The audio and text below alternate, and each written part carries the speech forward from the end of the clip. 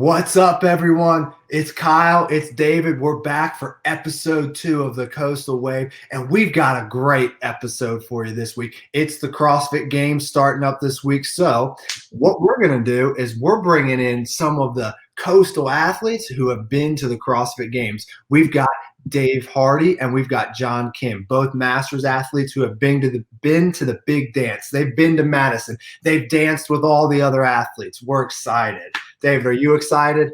Yeah. First of all, I'm excited that if I ever am been that fit when I'm that age, that's going to be incredible, number one. So that's amazing to see how fit they are. But number two, to have two of our own competing on the biggest stage and recently, we're not talking about a long time ago, just awesome to see them succeed and hear their stories. Yeah, and what I didn't even realize when I got to talk to them is that Dave Hardie, he actually won the Granite Games. That's pretty crazy to me. Awesome.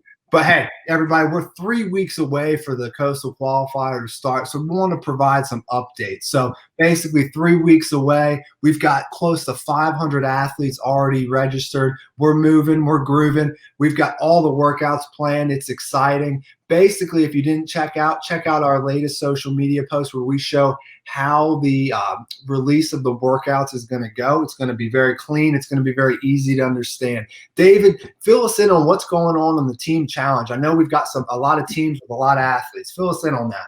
Yeah, so if you're following us on following Fitness to the Coast on social media, you would have seen a top 10 release of current registrants for teams, and I'm just going to highlight the top 5. Right now, in 5th place is Titus Strength and Fitness, and 4th place CrossFit Wando, which also happens to be the host of the competition, and Reebok CrossFit Coastal Carolina is in 3rd place. And then we have a tight battle for 1st place. Currently in 2nd, Matt Dawkins. Currently in 2nd is CrossFit Sacred Pine. And right now leading the charge, CrossFit 843.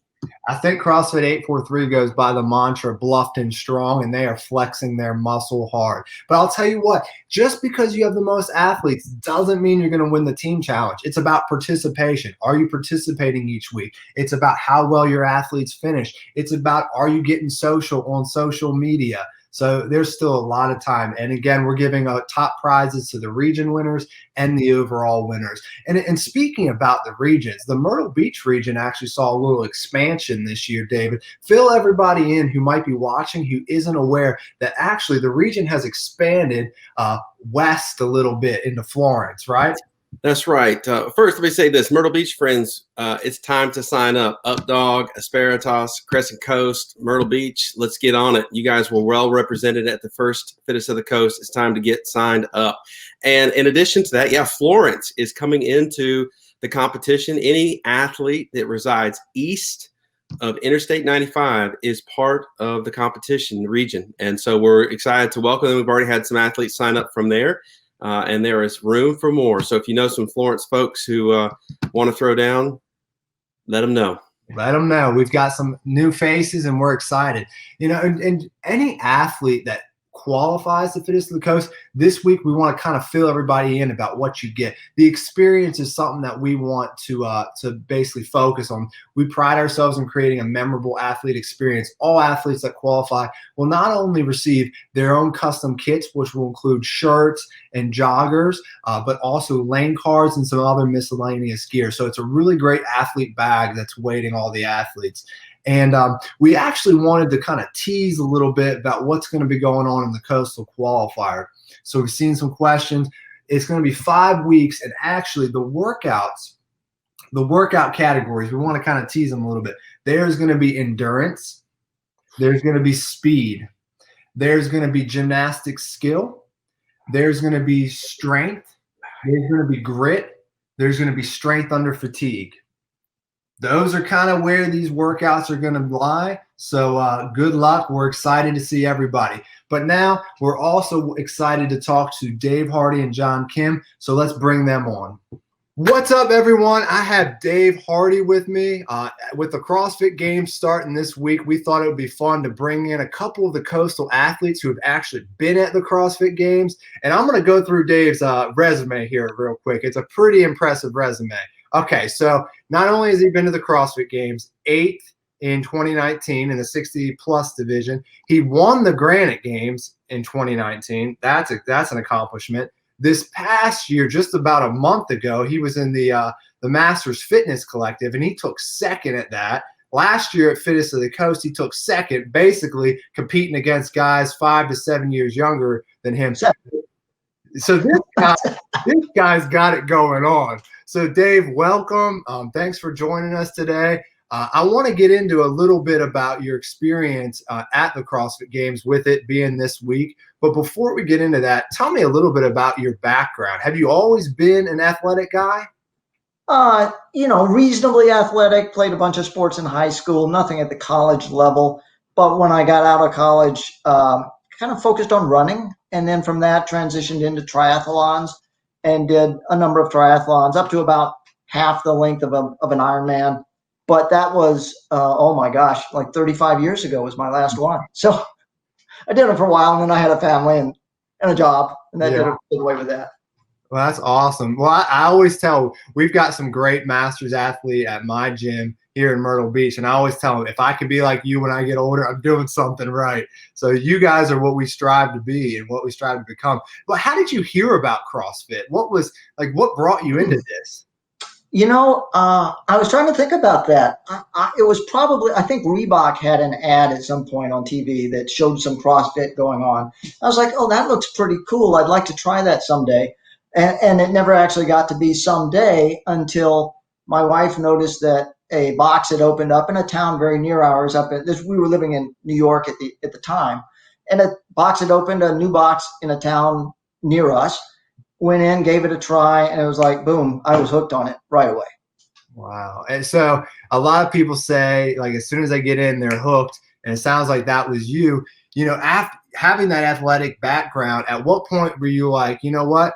I think I want to compete at this. I just don't want it to be part of my fitness regimen. I want to take this seriously. When did that happen? Well, so I started in 2013, so May of 2013. And I think my first comp was in 14.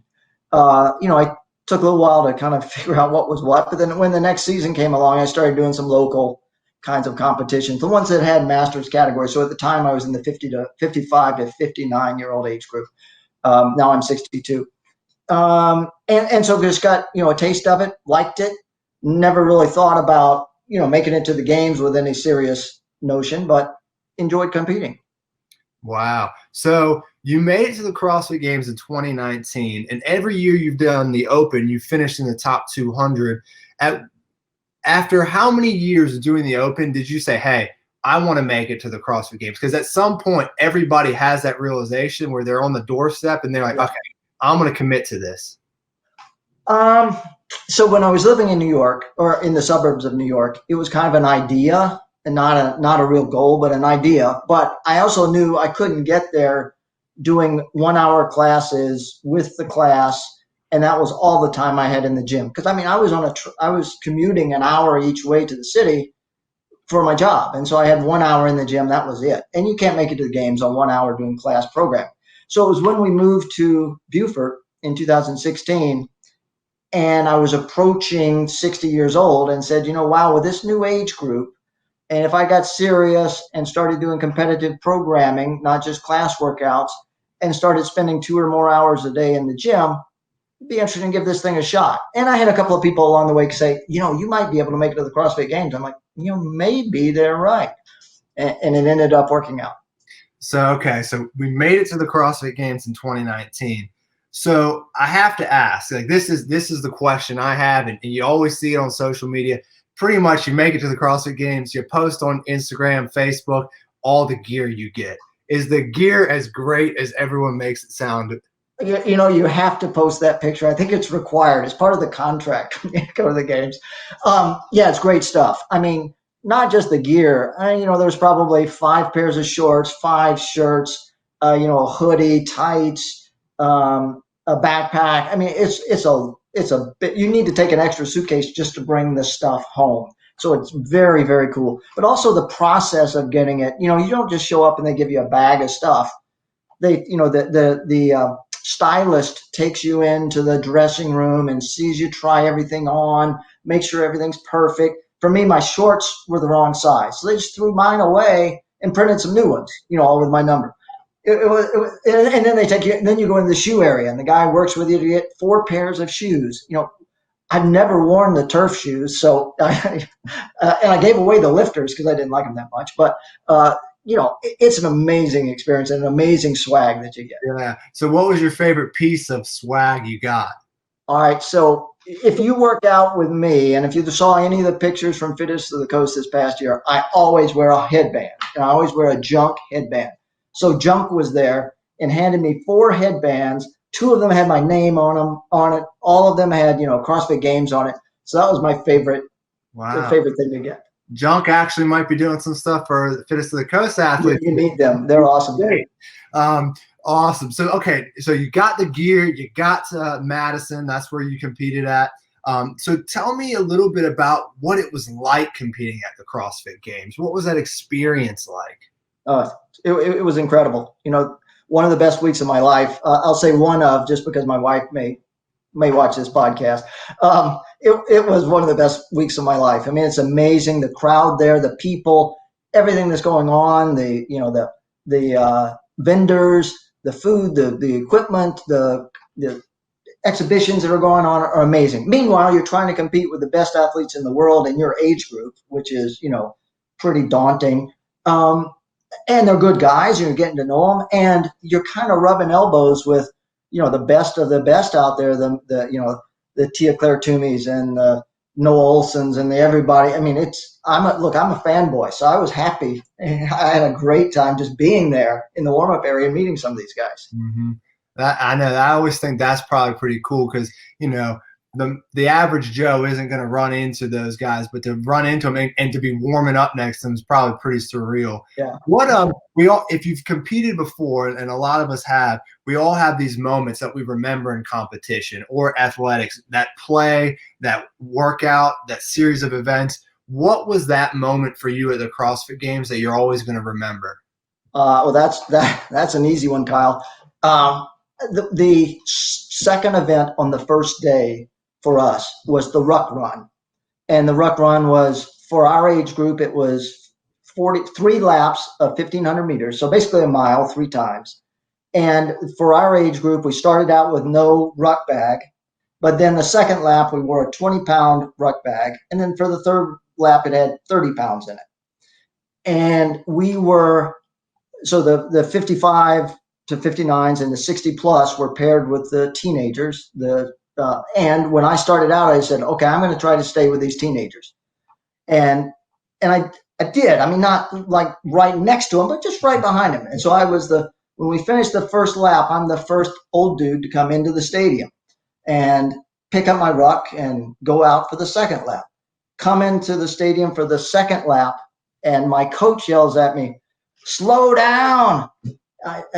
It turned out I was 2 minutes ahead of the next guy. And so he said, just slow down. So I did that for the rest of the event, and then finished in first place, won the event by a minute 50 or something stupid, because, all you have to do is win by a second. But it was a lot of fun coming into the stadium there on the first day and just realizing afterwards, hey, man, I just won an event at the CrossFit Games. I didn't expect to do that. So it was very cool.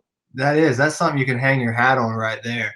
So that's an awesome story. Now let me switch bases here a little bit. We were talking about how, seeing the Tias, the Noahs, the Matt Frasers, being around them. Do you have a specific moment, story, or something where you ran into someone that was kind of an interesting story?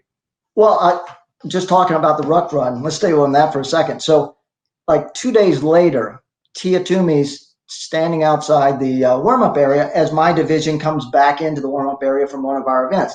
And Tia's really sweet, and she says to us as a group kind of, hey, guys, I can't do her Australian accent, but she says, hey, guys, how was that ruck run, huh? And we just kind of go, yeah, it was cool. I should have said, yeah, Tia, I won it by almost 2 minutes. That was my missed opportunity there. And then the other real cool conversation was with Chandler Smith and Noah Olson in the stands as we're getting ready for the opening ceremony, where the athletes from all 115 countries walk through the stadium, and just having they were really interested in what me and my buddy were doing at our age and saying, man, they were saying, I hope we can be competing, when we're as old as you guys. No, I totally agree with that. And that those conversations and the relationships, I'm sure that you made some great relationships with the other men in your division that you competed side by side with for a week. Talk a little bit about that, because that's what's unique about this sport, unique about this brand of fitness, and unique about what we're trying to do as well, is that this is a community. This is everybody's together. Talk a little bit about that and what you saw being there. Yeah, it was very cool. So my year was the first year they narrowed it down to 10 guys in a division. And when you got 10 guys there, it's pretty easy to get to know everybody and to start to form some relationships. And they were terrific people. I mean, there were probably a couple of guys there who were in their own world, like, I'm going to be here to win this thing. But the rest of us were, we were going to do our best, but we were also going to have a good time and get to know each other. So, since then I've gone up and spent some time on the farm with Will Powell at his place, spent a weekend with him. And that was a relationship I formed at the games. Just saw last week Dave Hippensteel and Carl Jeffrey at the Master Fitness Collective. So they're people that you stay in touch with afterwards. It was great. That's awesome. And now, this year it's been a crazy year, obviously, with not having the Masters division this year at the games, and y'all getting to put together a pretty cool event in of itself. What with the games starting this week, and it's going to be a little different. Do you have any predictions? You said you're a little bit of a fan as well, so I'm sure you have some predictions. So give me what you think's going to happen. Well, I'm going to go out on a limb and say that I think that Matt and Tia may win. Do you think that's a crazy prediction? That's bold, man. Yeah, I know, really give me something better. Really bold. I think that the only thing I hate is that this year there are only going to be 5 women and 5 guys out in aromas. I'd love to, as a fan, see maybe 10. I understand you can't do 30 or 40, but man, it would be great to see 10 out there, because I'm afraid Noah Olson's not going to make it through this next first round of online competition. I'm afraid, Fikowski won't make it. So, I'd love to see all those guys out there in aromas. I do think somebody like Chandler Smith's going to make it, which is a little bit, he's a little bit off the radar. BKG will make it. Pat Vellner, of course, Matt. And on the women's side, it's stacked. I mean, you got Tia and Sarah, and I think Kara Saunders will make it. Kara Saunders now, yeah. It's going to be cool. And then see whether Katrin can make it or not. She never seems to do real well in these this year, but, it's going to be cool. So, all right, so we'll put on the board. Dave has Matt Frazier and Tia. Yeah, I get them. Nobody else can pick them because I've already picked them. All right, well, I'm talking to John next, so we'll see. I'll say, John, you got to pick somebody else. Yeah, you can't have Matt and Tia.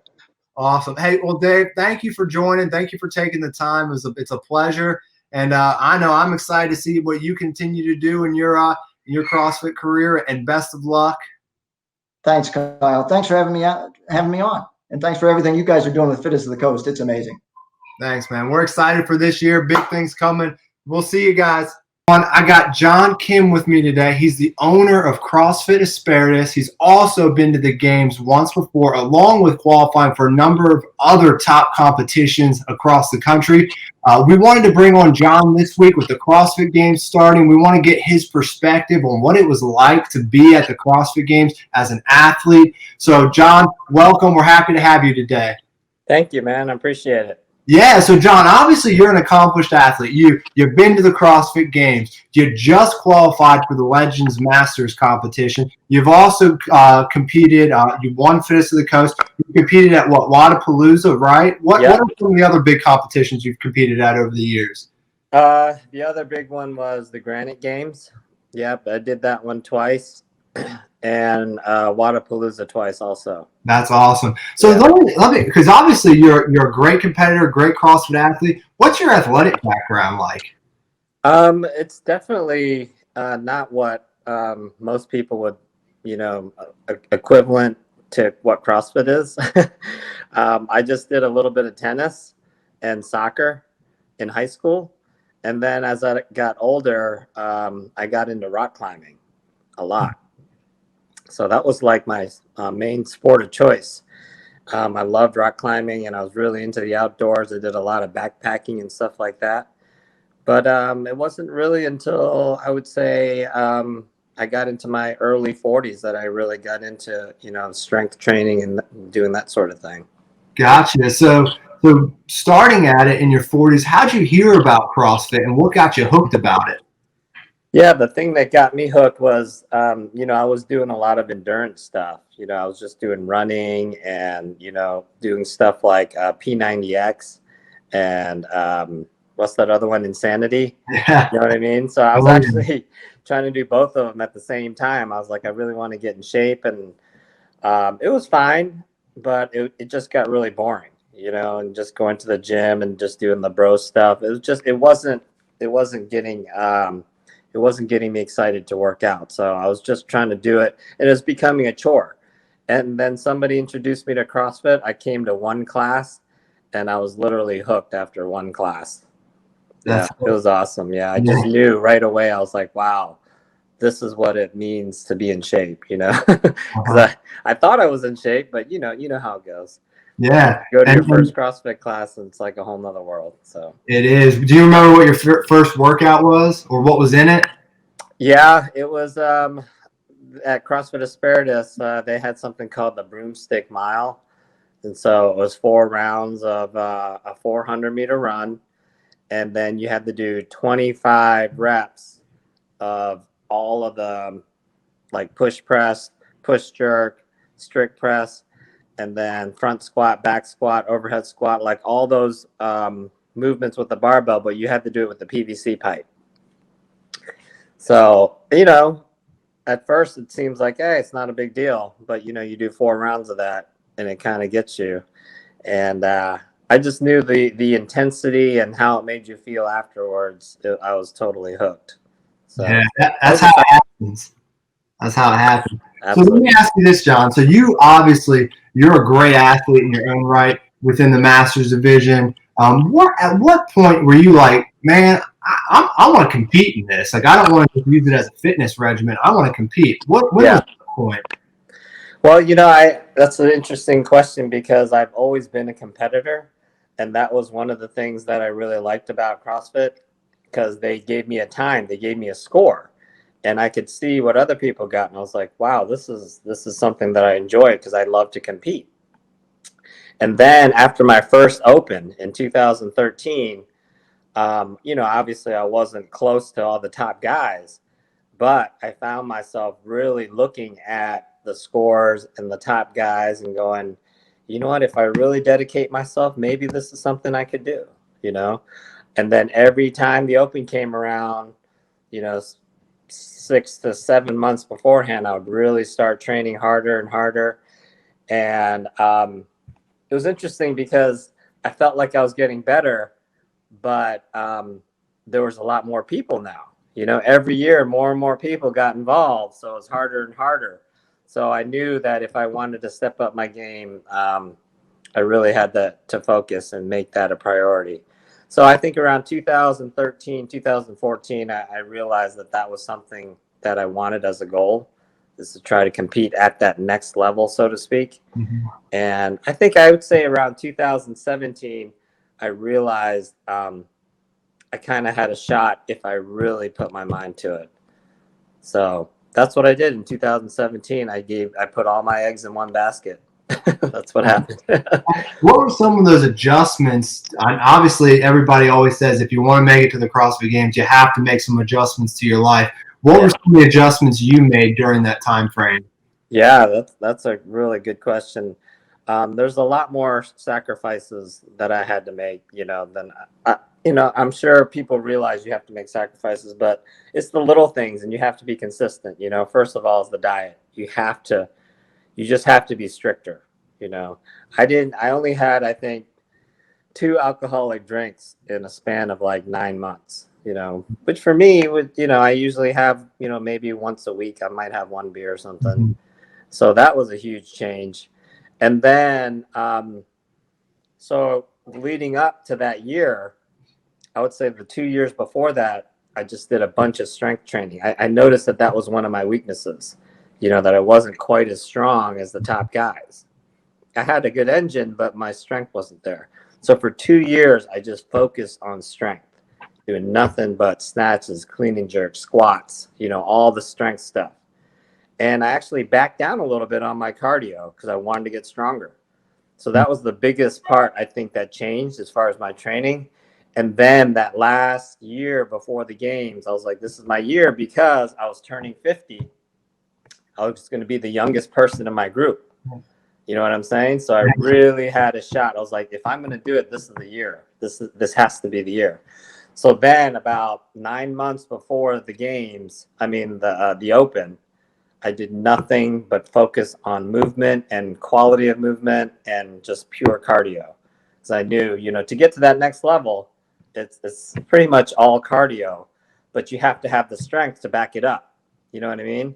So those 2 or 3 years that I worked on strength now is coming to a head, plus all the cardio work I've been doing. And I think that's what made the biggest difference. But the thing about it is, you know, just because you make it through the Open, you haven't punched a ticket to the CrossFit Games. You're still going to the age group qualifier. Right. That's a whole nother beast in of itself, because you still got to make it through that portion. Yeah.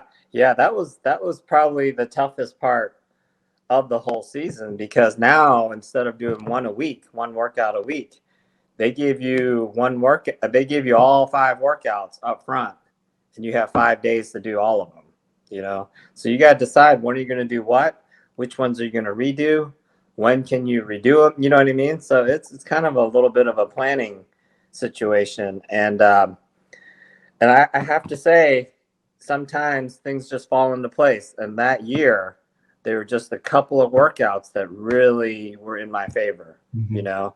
And I honestly believe that has a lot to do with how people make it to the games. You know, you can't, the top guys, the top 3 or 4 guys, they're probably always going to be able to make it. But, you know, I came in 17th place and they took the top 20. So those last 7 or 8 guys, you know, it just depends on what the workouts are, what you've been doing, you know, how much homework you've been doing, so to speak. So for me, it really helped. There's just a couple of workouts that really helped. So you make it to the CrossFit Games in 2018. Tell me what that experience was like through your eyes. Yeah, it was amazing. You know, as an athlete, I think you always want to go to the best place that you can go to, the highest level that you can go to. And then as a CrossFit athlete, you always think about the CrossFit Games if you're a competitor. And you just never think, okay, that I'm actually going to do it, you know. You have a shot, you know, you always think, all right, what if I do this? What if I do that? And once you actually make it, it's not really real until you're actually there, you know. So once I actually got there, it was pretty incredible, you know, the madness, the hype. You check in, and there's all these games athletes that you've seen. Like, I did my little Reebok CrossFit promo video. They do like this little 15-second clip, and right before me was Sam Briggs. You know, she was doing hers. So that was really interesting. We got to meet and talk a little bit. When we do the walk-in, there's a walk-in where you go into the Coliseum the first night, and everyone had on their jackets with their names on it, and that was incredible. And right next to me was Camille. So I was just like, hey, what's up? And, you know, it's just cool to see all the athletes you kind of watch throughout the years. The interesting thing, though, that I thought was funny is, because I'm not a big guy. You know, I'm 5'8", whatever, 170 or so. And these guys like Froning and Frazier, they're just little guys. You know what I mean? I mean, they're like 5'6", 5'7", 5'8" at the most. They're just thick, you know, and they're obviously incredible athletes.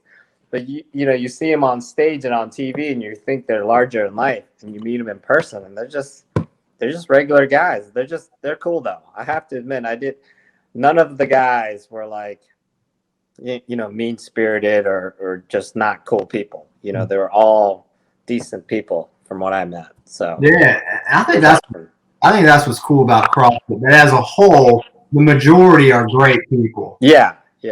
And I'm sure people at times have their moments, but at the games, I feel like they all respected the Masters athletes, you know, because we trained in the same hall together. You know, all the games athletes were all in this big, huge auditorium, and they gave one side to the teams and the masters and teens, and the other side to the individuals. You know, but you could see them train. They could see us. We were intermingling all the time and hanging out, and it was pretty cool. It was a cool atmosphere. Yeah. That's cool. All right, so I got to ask. So anytime somebody makes it to the CrossFit Games, that you see them post on social media, they're all the gear they get. So I have to ask, is the gear as great as everyone makes it sound? Yes, in fact, I couldn't even fit it all in my picture. There's so much stuff. Yeah, I think they give you 4 pairs of shoes, like I don't even know, 6 or 7 pairs of shorts and shirts. And then there's a lot of stuff that they don't even show, like most people. Like they gave me 3 pairs of compression tights and tops, bathing suits, the whole thing for swimming, everything you had to use for swimming. And then the bags and all the stuff. Like you go through this hall after you pick up your clothes, and there's this table after table of vendors, and they're just like, here, take this. Here, take this. So like the knee sleeves and the wrist wraps and the grips from Bear Complex and Rock Tape, and Rogue was there giving out like their best new jump rope and everything, and it just went on. It was crazy, man. That's crazy. So what was your favorite piece of apparel that you got? It was probably that bag. They gave away the CrossFit Reebok CrossFit bag. It was awesome. It's a nice bag, super nice, and I probably used it for 2 full years, but I just found a better bag now. But anyway, I kept that bag. I haven't thrown it away. That was probably my favorite. So that means you just got to qualify again and go get yourself a new one. I know. So John, let me ask you this. So as a competitor and an athlete, you're going to understand this. You have these moments, these memories from competition that stick out in your mind from every competition that you've probably been to. Tell me about that moment at the CrossFit Games that's always going to stick out in your mind on the competition floor. Well, I would say there's a couple. One specifically would be during one of the events. We had to do an event, and it had ski erg in it, and then you had to do some rowing, and then a bunch of dumbbell stuff. And the last thing you had to do was were dumbbell front squats with 2 50-pound dumbbells. And there was me and this guy right next to me, and we were literally neck and neck every single step of the way. And that last rep, we had to do 50 of them or something crazy, 50 front squats, at the very end. And he was up front, then I was up front, and we're just going back and forth. And at the very end, we both had like 10, maybe 10 to 12 reps to do. And he put his dumbbells down, and I did not put them down. And I thought my legs were going to explode. And we literally jumped on the mat at the exact same time. And, at this point, we didn't know who won. So that was a really cool moment. You know what I mean? That we were both going hard as we possibly could. I don't know if I've ever gone that hard in my life. Like that's how hard I was going, because I had to beat him. He had to beat me. And it ended up, he beat me by 1/100th of a second. It was that close. Wow. 1/100th of a second. And the other moment, it was really a combination of moments, was just everybody, everybody's so cool. Like the whole group of us, the 20 of us, like we would literally hang out and talk. And it was just really cool meeting those guys, because half of them were my age. The other half were a year or two older, that were really good athletes, and they came back for a year or two or whatever. But most of us were first-time games athletes. We had just made it because we all turned 50, so we were in that same group. And, we bonded a lot, and we still keep in touch. It's incredible. I still keep in touch with at least half of those guys on a regular basis. Yeah, really cool. That's the one thing people tend to say is that in those age groups, you tend to bond with them because you're kind of with them the whole week. Yeah. Especially you. I know you, John, you have your own training program, and your program that you run specifically for masters athletes. Yeah. Could you talk a little bit about the difference in a masters athlete's training than, let's say, somebody who's 25 years old or something like that? Yeah. Well, I think the main difference is going to be the volume and then the quality. What I try to do with my program is to make sure that we touch all the movements, during the week. And I see a lot of these other programs, and they have these incredible volume workouts, which are great. I love them, but they may not do everything in one week.